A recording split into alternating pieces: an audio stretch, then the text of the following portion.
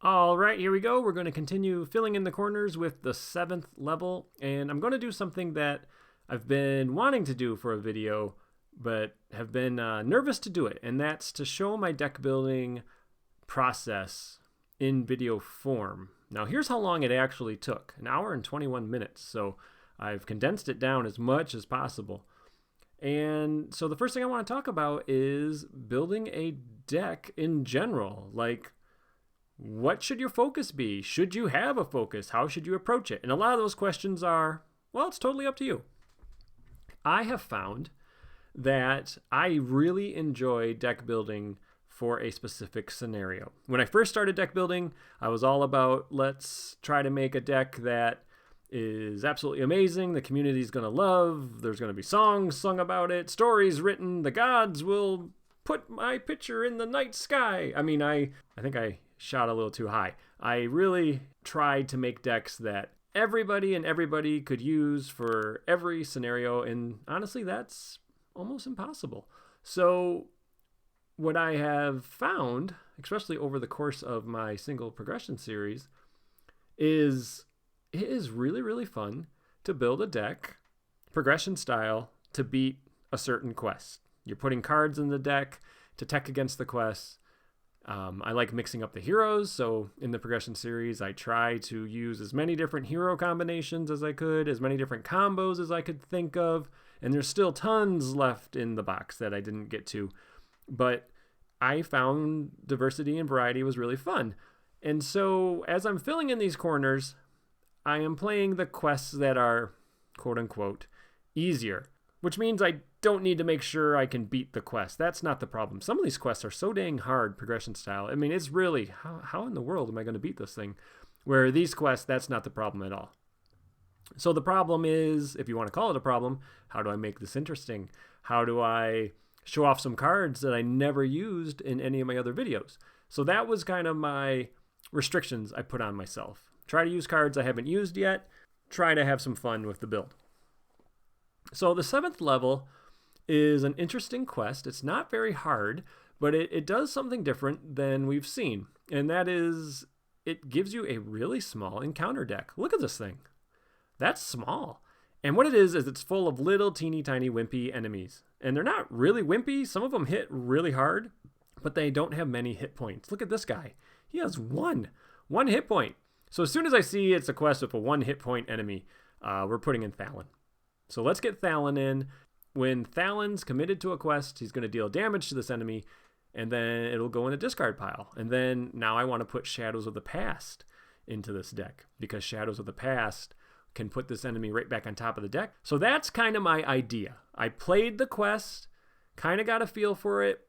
So what I usually do is I just take whatever deck I had built for the previous quest and run it up against the next quest just to kind of remember how the quest runs. The deck I used was the one we used for the Dead Marshes, and it could not beat this quest. That deck could not beat this quest because that deck was not made to handle a lot of enemies. So I need a deck that can handle enemies. And this kind of goes back to what I was saying earlier. When I would try to make a deck that could beat everything, all of my decks always ended up looking the same because they have to be able to do everything. Okay, so let's keep building this deck. I've added 3 copies of Gondorian Spearman because a lot of these enemies have 2 hit points. So if Thalon does 1, and then I defend with the Gondorian Spearman, that will kill the enemy.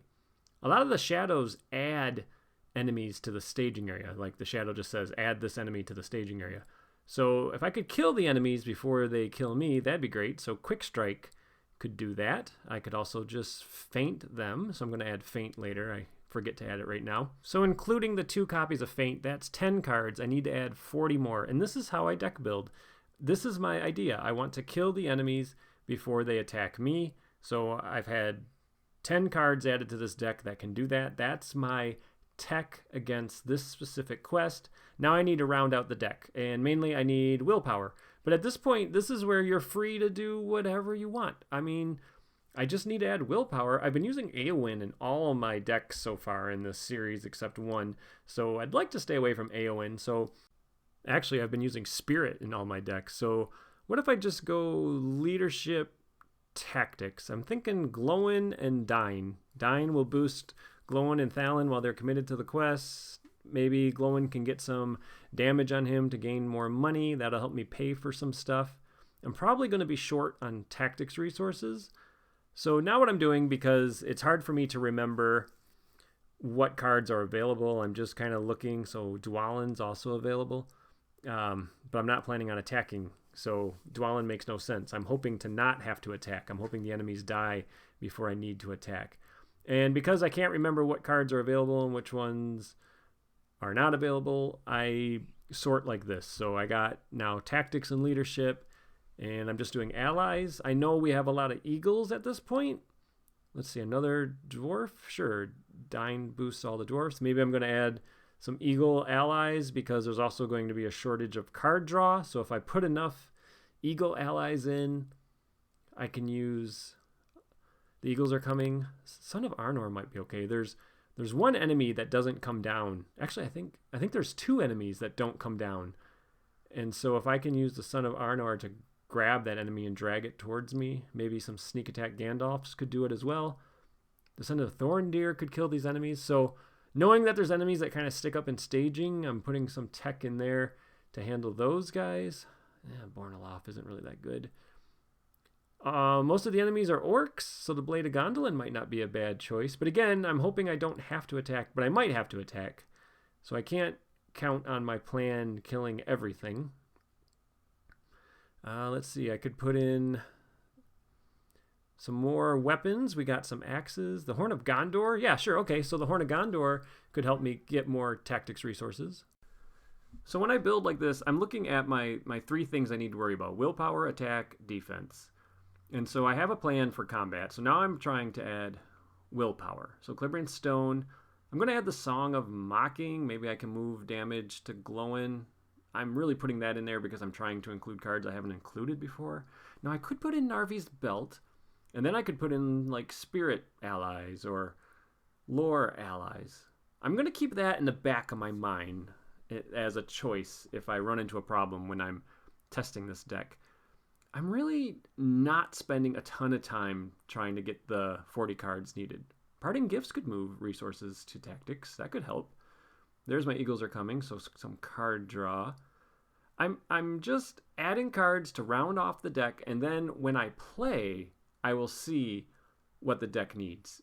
I don't spend too much time with the first deck build. I really just try to put cards in that I think I'm going to need, but the actual playing of the quest is going to help. So Sneak Attack, Valiant Sacrifice, Durin's Song to help boost stats. I mean, these all seem like good cards on paper, but I won't know until I actually start playing. And that's what's nice about deck building with one specific quest in mind. I know what quest I need this deck to beat.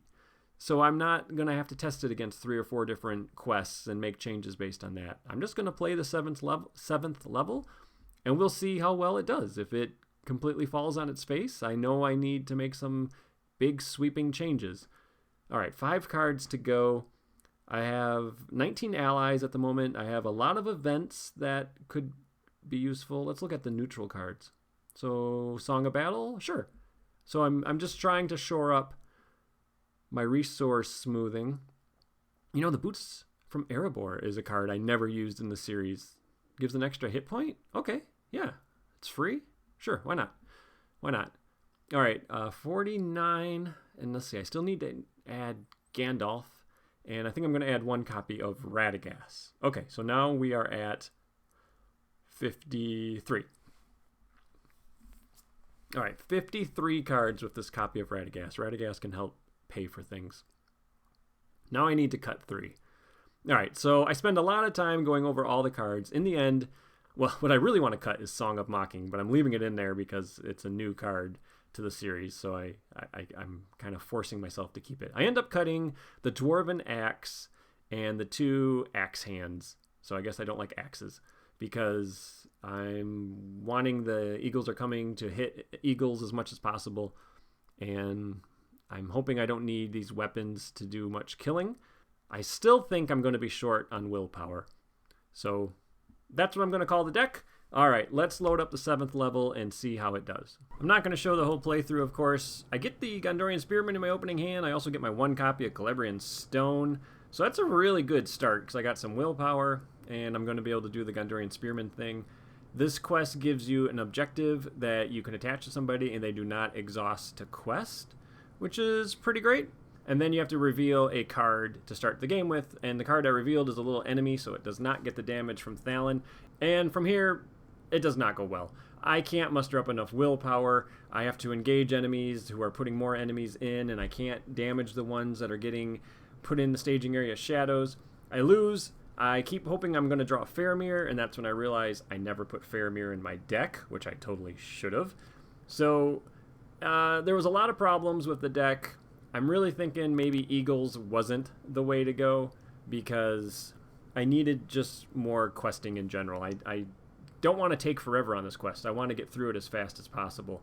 And so not having much willpower is not good. And so I'm going to go back to the deck and see if I can add more willpower without adding Spirit. Now, normally you wouldn't want to make big changes to your deck after just one playthrough, except I know the quest I'm playing, and I'm also a veteran of the game. I've played this game enough that I could just tell it's not going to work just based on experience, past experiences. But you'd probably want to play it 3 times to get a good feel. All right, let's remove all the Eagles and add a couple Faramir and maybe some more leadership cards. So I wasn't getting allies in that helped me quest, and I was just basically stalemated. So I'm gonna add some more leadership allies because I can pay for those easier.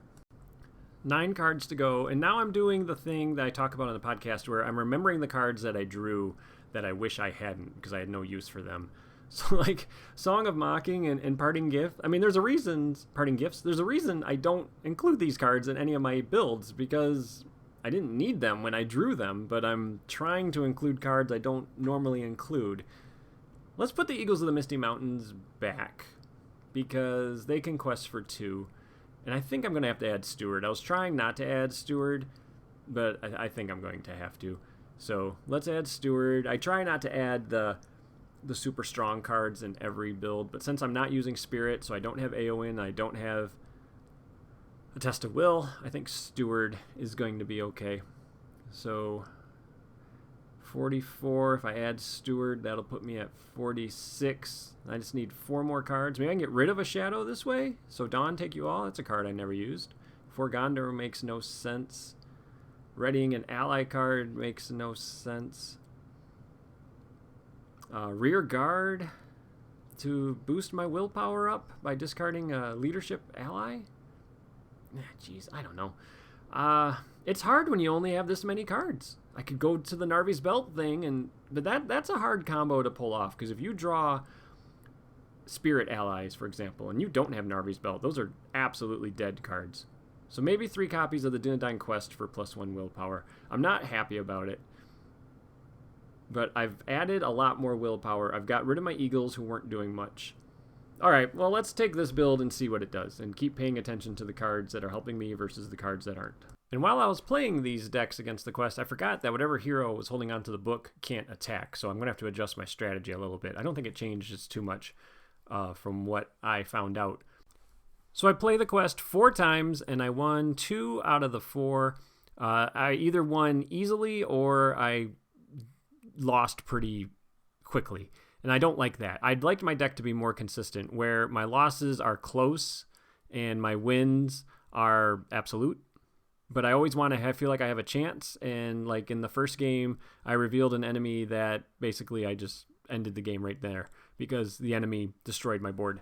And so I need to make more changes. I need to be able to more consistently handle this quest. I also need to look at my heroes, because Glowin is not doing much. His ability isn't really triggering, so maybe there's a better leadership hero I could use. I was mustering up more willpower, so the changes we made were good.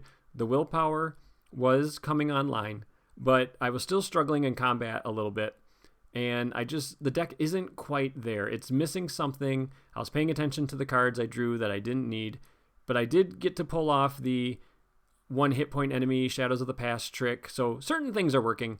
But overall, the deck still needs some tweaks, but we're heading in the right direction. The willpower addition was good. Okay, back at the deck. I'm going to add more Khazads to get the attack boost, because there are more enemies that take additional attack to kill than I initially thought. Song of Mocking I'm getting rid of, that never used.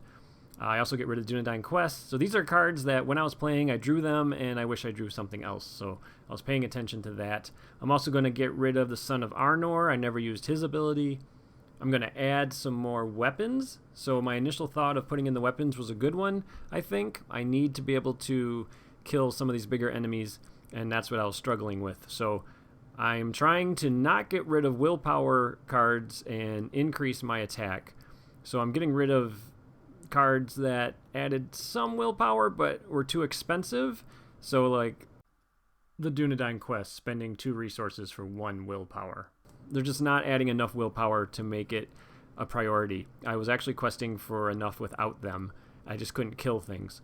So then I go to the heroes, and I'm going to get rid of Glowin, and I'm going to replace him with Prince Imrahil. So after a character leaves play, he readies. That could be useful because with the book not causing someone to exhaust a quest, and then Imrahil readying if I'm sneaking in an ally, or an ally gets killed, he could ready. So this might be a good change. So the final card I'm going to add is 1 more axe, and then I'm going to try this build against the quest and see how it does.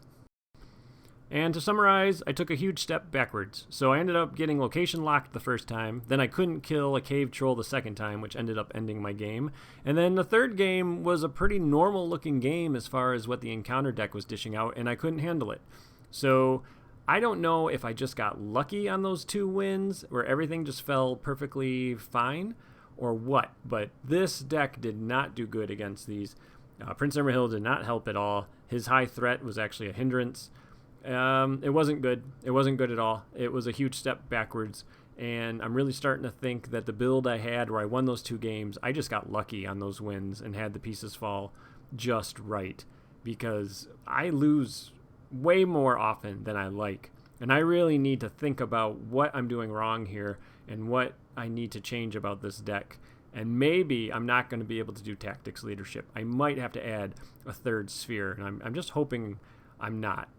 Just for personal reasons. I just want to build a tactics leadership deck. That's just my goal. So I took a break. I did some chores. I went out and shot my bow. And then that's when I had an idea.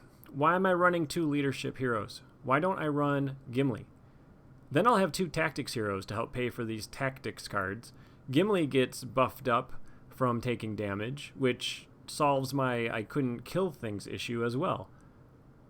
I think I just had a paradigm where I was thinking I needed 2 leadership heroes, but actually 2 tactics heroes is better. So now I don't need the Song of Battle.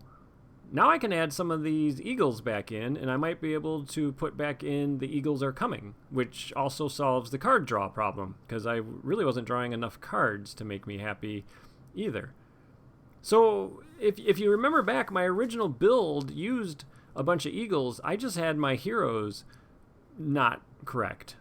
I'm kind of going back to where I was. So I've come full circle pretty much, which this happens in deck building. You have an idea, you try the deck, you start messing with it, and then as you're figuring out what works and what doesn't, you circle back and end up putting cards back in that you took out while you're testing because you're making other changes. It's a process, and that's why it's hard to talk about, and it's hard to show on video form.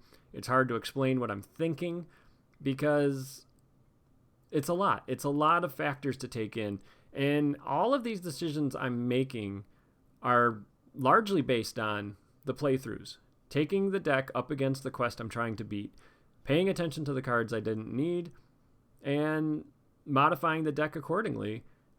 And you need to play multiple times to get a good feel for what's good and what's bad. So here's my new build. Let's take this one up against the 7th level. And long story short, I won 3 out of 3. I handled every situation that was killing me in the other playthroughs. It was great. It was really great. So this was the hero lineup that I needed to start with, and a lot of the player cards I started with were good. All right, well, let's build it in real life and record it with a camera. All right, see you at the table. All right, the deck has been built. My table is set up. So side 1A of the 7th level. Attach the Book of Mazarbel. Marzarbil. Sounds like miserable. So attach the Book of Miserable to a hero of my choice. Here it is. It's an item, artifact, restricted, objective. Attachment, action, exhaust a hero to claim this objective, then attach the Book of Mazarbel to the hero. If detached, you return it to the staging area. The attached hero does not exhaust a quest and cannot attack. We have Dine Ironfoot boosting dwarves willpower and attack as long as he's ready. Gimli will be buffing up his attack when he takes damage, and when Thalin's committed to the quest, he deals a damage to an enemy that is revealed from the encounter deck. Side 1B is 15 progress to beat it, and we need to reveal an encounter card at the start of the game. I'm attaching the book to Dine so he can quest for 2 because he will boost himself as long as he's ready, and then he does not exhaust to quest, and he's a good defender. So I just got to remember I cannot attack with him. That's easy to forget with this objective. Okay, in my opening hand, I want Gondorian Spearman. If I can get a Gondorian Spearman in play on turn 1, this quest becomes so easy. I kill almost everything without any struggle at all. I can beat the game without getting Gondorian Spearman in play, but it's just so much more fun with it. So I'm just really hoping I can get it. All right, Kazad, so some attack boost, a cheap Eagle ally, an axe, a way to boost a dwarf, a way to put a card back on top of the encounter deck, and draw 2 cards if an ally leaves play. Good hand, no Spearman, so no thank you. I'm going to shuffle it in. So what I found when I was playing this deck is sometimes my willpower doesn't quite come online, but if it hasn't come online, then that means I've drawn Gondorian Spearmans and stuff. So I'm handling combat no problem, and I can just wait out the quest. I can just win slowly. If the willpower comes online, I win quickly. But either way, I win. So, all right, 6 cards. Let's see. The Horn of Gondor. Okay, Quick Strike. That's good. There's the Vassal back. There's a way to damage an enemy in staging. Another weapon, and another Descendant of Thorndeer. The other hand was better. The other hand was definitely better. No leadership cards to be found. No card draw.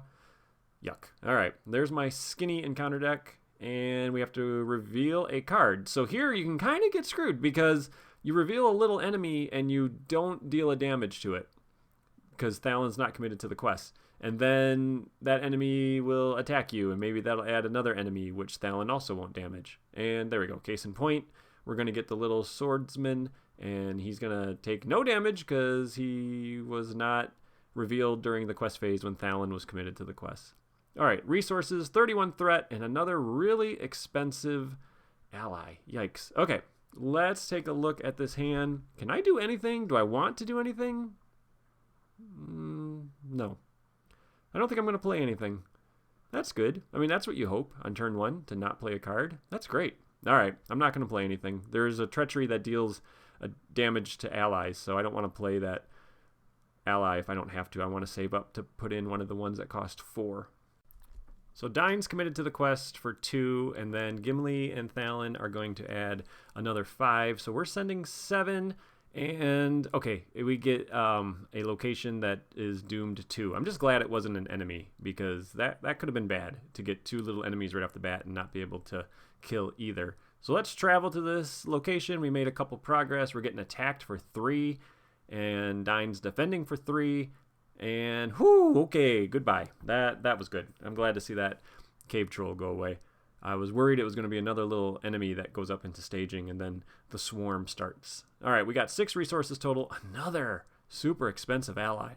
It's tempting to play an Eagles of the Misty Mountain, but I'm not really worried about willpower at the moment. I want to kill this little enemy. There's a great chance I'm revealing another one. So if I could kill both, that would be great. So let's play the Blade of Gondolin on Gimli. So Gimli will attack for 3, 4 if Dine is ready. But Dine is probably going to defend. I also have a Quick Strike in hand, so if I reveal a second enemy, I can Quick Strike one and defend the other. Yeah, I want to make sure I can kill an enemy this round. So Dine and Thalin will quest for 4, and that's my priority right now is combat. So I'm not worried about making progress. I'm worried about combat. And we get Undisturbed Bones. Each player must deal X damage to an ally he controls, where X is the number of allies we control. There we go. That's why I didn't want to play that little wimpy ally. He would have died. That also kills a Gondorian Spearman if it's your only ally, so that's dangerous. We actually make enough progress to clear the active location. That's kind of a shock. All right, let's go into combat. Okay, we can defend with Dine and then kill with Gimli. Unfortunately, the shadow is a little spearman that gets added to the staging area. So we once again have a 2 hit point enemy up in staging that I was not able to damage when it got put there. That's a shame. Gimli can attack for 3 thanks to the Blade of Gondolin. That places a progress on the quest, and then we're going to go into the next round. I'm really hoping I draw a Gondorian Spearman. Not because I need it. I can win without the Gondorian Spearman. But like I said earlier, it's just so much fun. So here's hoping I draw a Gondorian Spearman this turn. Okay, we get Shadows of the Past, so that's excellent. I can move a card back on top of the encounter deck. So let's see. If I play Descendant of Thorndir right now, I can kill that Spearman up in staging, which is pretty good. So I think I'll do that. I mean, that's a good use to kill an enemy, and he's going to be able to quest for 1 or help me attack. There is a shadow that discards your defending character if it's an ally, which is super dangerous because then the attack is undefended because the shadow effect triggers before the attack resolves. So I could Shadows of the Past and put the little wimpy enemy back on top of the deck, and then if I had a Gondorian Spearman, it would kill it, but I don't. So I'm just going to not spend the resources, and maybe I'll draw Faramir or something. So now that I put the Descendant of Thorndir in, let's quest for 7, and yeah, okay, little wimpy enemy, so 1 damage from Thalon, and then, yeah, no Gondorian Spearman to kill it, but we make a lot of progress, so we're well on our way to advancing this stage. We're going to engage this guy. He's attacking for 3, and I can defend for 3. Good. No shadow adding an enemy back up to staging, and then I can attack for 2 and kill it. So I mean, that Descendant of Thorndir did great. He killed 2 enemies this round, so that was a great card to add to this deck. I normally don't play him, and I'm glad to get that card in play. He's a little expensive, but to kill 2 enemies in 1 round, totally worth it. All right, we drew Gandalf, so that can draw me some cards. But I'm going to hold off on playing Gandalf. I'm questing fine right now, and it's harder to quest in stage 2. You reveal more cards. Let's play Shadows of the Past, and I'm going to move a card from the top of the discard pile to the top of the deck. When you kill an enemy and that enemy has a shadow card, you get to decide which goes on top of the deck, the enemy or the shadow. So the enemy I put back on top of the deck. So I know I'm just revealing a 1 threat, 2 hit point enemy, and I need to make 5 progress. Let's just send 7 again. It's fine. Deal the damage, advance. Okay. We're good. Okay, 2A, just flavor text, The Fate of Balin. 2B, 17 progress needed. When revealed, remove the Book of Mazarbel from the game. Forced, at the end of the staging step, reveal the top X cards of the encounter deck, adding all enemies to the staging area. Discard the other revealed cards without resolving them. X is the number of players in the game. If we defeat this, we win. That's really clunky wording. Later quests would say discard X cards and then reveal any enemies discarded this way. So we could be potentially adding 2 cards around in the staging step. All right, let's engage this guy. Dine defends for 3, add the goblin up to the staging area. That kind of stinks. And then once again, we can kill it because it only has 1 defense. So that's working well. No spearman, but it's working. Okay, let's go into the next round. So the Spearman Thalon thing is fun, but I wanted to make sure my deck could run without it. Wow, okay, so I get a Spearman. I was going to put him right into play, and then I realized I could once again spend 4 resources to put another Descendant in and kill an enemy up in staging. What would you do? Would you take the definite kill with the Descendant of Thorndir and play the Spearman next turn? Or do we assume we're revealing an enemy and the Spearman's going to be able to kill it for us? I think it's better to go with the definite kill. I think I'm going to play the Descendant of Thorndir. We're going to kill this guy. And then next round, I can play the Spearman and Gandalf, and we should be able to quest out pretty quickly. So let's take the guaranteed kill. Let's add another ally, even though that 1 treachery will kill one of these guys. That's a risk I'm going to take. I no longer get the 2 willpower from Dine because he has to exhaust a quest. We get the Plundered Armory. That's 3 threat. And now at the end of the staging step, the top card is an enemy, so it does get revealed. Thalon was committed to the quest, so we're going to deal the 1 damage. And we make 1 progress of the 17. Let's get the Plundered Armory out of the staging area so enemies don't get boosted, and when we clear it, we can add a weapon or armor attachment to a character from our hand. And we're getting attacked for 2. So once again, I think Dine will defend. Please don't. Okay, good. Whoa, wait. +1, +3 if it's a goblin. Maybe I would have rathered a goblin. Dine's going to take a couple damage there. And then this guy has 2 defense, so I can't damage him. But the Spearman that I'm getting into play this turn will kill it. So that's excellent. The Spearman does its damage when it's declared a defender. And I draw a weapon, so that's excellent. Okay, well, like I said, Gandalf and the Spearman coming into play. So when the Spearman's declared a defender, you deal a damage to the enemy that you are being attacked by. And if it kills the enemy, that's it. The attack's over. And then Gandalf's going to come in. He's going to help me quest, and he's going to draw me 3 cards. This is where I draw both copies of Sneak Attack or something. All right, the 3 cards we get are the Song of Durin, or Durin's Song, Steward, and another Gandalf. Okay, so that's excellent. So I got a way to boost one of my dwarfs, and then another Gandalf is going to be good. So let's quest for 4, 5, 6, 7, 8, 9, 10. So 10 against nothing. We get a 2-threat Goblin Tunnels, and then when a goblin is revealed from the encounter deck, we need to remove progress, and then this is not an enemy, so we don't have to do it. Thank goodness. That card can really wreck your day. So this is awesome. We made 8 progress, so we're going to put 6 on the quest. We're going to clear the plundered armory, and we get to put in a weapon. So the axe is going to come in. Attached character gets +1 attack, and then after it attacks, you deal another damage. So that's really good because Dine can attack now. He's not holding that book. Let's travel so we don't have to worry about that when it's in the staging area effect. We're going to get attacked for 2. The Spearman's going to defend, deal the damage, and then I wanted to see what this card was in case I draw Shadows of the Past. And I'm going to put, I think, the Spearman back on top of the deck. Alrighty, Gandalf leaves play. And let's go into the next round. I'm going to save up my leadership resources most likely so I can get Steward into play. And yeah, I just don't have a ton of willpower, but we're slowly making it. All right, the Boots of Erebor. Yeah, sure. That's one of the cards I added that I hadn't used before. Let's give an extra hit point to Dine.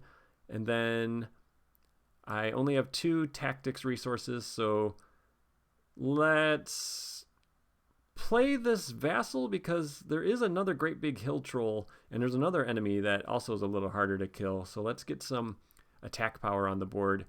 And we're going to quest for 1, 2, 3, 4, 5, 6. 6 against nothing. The active location is 7 progress, so that kind of stinks. We're not going to get through that.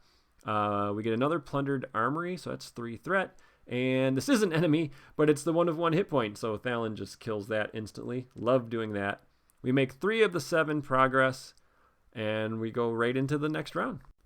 Okay, the card we draw is Dawn Take You All, so I can get rid of a shadow card. We're going to put Steward on Dine. I'm still hopeful I can draw Faramir and just get out of here quickly. So Dine spends 2 and gets 2. And then I only have 3 tactics resources, so I can't play an Eagles of the Misty Mountain, and I might just want to play Gandalf next turn. Let's keep that quick strike able to be played. And we're going to send both Descendants, so that's 1, 2, Gimli, 3, 4, 5, Thalon for 2 more, so that's 7. We're up against 3. We're going to deal a damage to this Spearman, and then we're going to look at the next card. It's a Treachery Hidden Threat. I shouldn't have to do it, but I forget how the quest works because the quest card tells you to reveal the card. It's very confusing. So I raise my threat by 1 and discard an attachment. I mean, it's not going to hurt me, but I shouldn't have triggered that effect. Okay, so we do make 2 progress, so I could play Durin's Song and clear this active location, but like honestly, I'm not worried about it. I'm not gonna play that. I'm worried about the big attack from a big monstrous enemy that you can get. So the Spearman kills this guy. That Shadow was nasty because he surges and surges again. It's a double surge card. It's pretty terrible. All right, going into the next round, we got lots of resources. And, okay, Radagast, well, he can quest for 2, so I'm not going to complain about that. Gets a resource every round to pay for creature allies or heal them. So let's put Radagast in, and then I still have enough resources to put in an Eagles of the Misty Mountain. So there we go. We added 4 willpower that way. So that works, and Durin's Song can get me 2 more willpower. So that's good. We got the willpower going now, so there's 1, 2, 3, 4, 5, 6, 7, 8, 9, running out of tokens. And then the Eagles of the Misty Mountain, 10, 11. So we're going to go 11 against 3. And then, okay, deal X damage to an ally I control, where X is the number of allies I control. All right, that's going to kill a vassal. So the vassal goes underneath the Eagles of the Misty Mountain, and now the Eagles of the Misty Mountain get an attack and defense boost. And then we look at the next card. It's not an enemy, so I don't need to do it. Do I remember this time and do it correctly? I do. Okay. So we make a lot of progress. We're going to make 8 progress, so 6 go on the quest, bringing us to a total of 13, I believe. We need to make 4 more. Shouldn't be a problem. So let's travel. There we go. And go into what should be the final round of the game. The deck worked great. This will be the 4th out of 4 times that it won. It's a lot of fun to play. We get another steward. Don't need that. But yes, it's a very enjoyable game with this deck. I'm having a lot of fun. So let's get in the last few cards here. So Gandalf's coming in, and he's going to drop my threat down. So I don't think I could have lost because of threat, but now he's going to be able to quest for 4. So I think we're good to go. So there's 4, 5, 6, 7, 8, 9, 10, 11, 12, 13. And the card we reveal, little enemy that Thalon kills. That's a good way to end the game. And then we don't have to worry about that. I once again think I have to reveal it, but I didn't. So I actually added no threat to staging, and we win. So there we go. That was a ton of fun. I hope you enjoyed the deck building segment. I tried my best to go through my thought process, and deck building really is fun. There's lots of ways you can approach it. I like looking at a quest and trying to come up with a deck to beat the quests, and I sometimes put restrictions on myself as to which cards I'm allowed to use. This would help you not get overwhelmed by all the different selections you have. All right, everybody. Hope you enjoyed this one. Take care. Bye-bye.